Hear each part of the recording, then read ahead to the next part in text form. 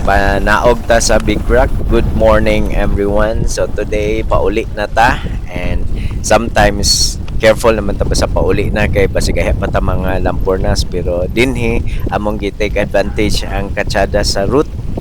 So well maintained man aton dalan karon atong medyo gikusgan-kusgan og downhill pero dili ni makumpiyansan kay naay mga part nga muddy, naay part nga sinaw nga digyas nga mud, naa sa part nga medyo kanaw mga grabas.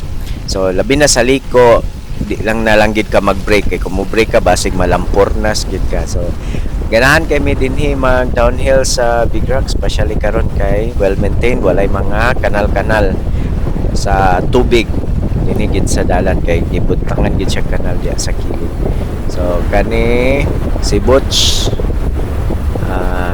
medyo conservative si Butch kay medyo digyas ni dinhi nga part. So ako ni kawat ko dinhi gamay kay aron makakuha kog tsada nga video sa iya pud ta. So paubos nami naaga una sa amo si Mundi. So dinhi medyo careful gid ka, dili na lang gid ka mo brake, especially kanang liko dinhi o kanang may balay. Medyo careful gid ka dinhi kay pwede gid ka mabigyas. So lami ra gid kaayo kanang basta pauli na murag ma-enjoy gid nimo nga downhill kay murag adrenaline rush kayo siya. Kana makita ninyo na ako'y track pole sa likod kay gikan saka sa Mount Pagalungan. Ito Pagalungan. Basta ka nang sikat diha nga peak karon sa Kibalabag. So nagbike may paadto dayon saka bike na sad may pauli.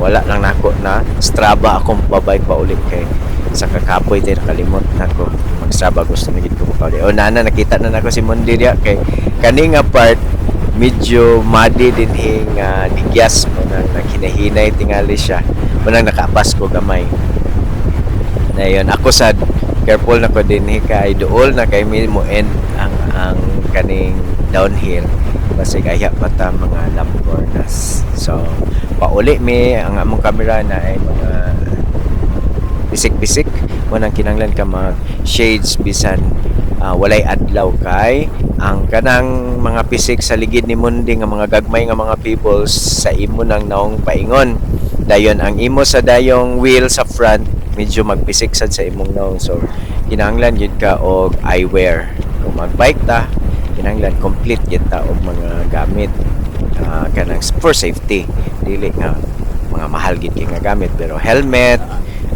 eyewear, ang uban ga gloves. Ako wala na ko na gloves kay ako nang gi tsada ang akong grip, medyo siya bulky nga humok, di na kay mo sakit akong kamot. And bike shoes, bike ayun, any bike will do.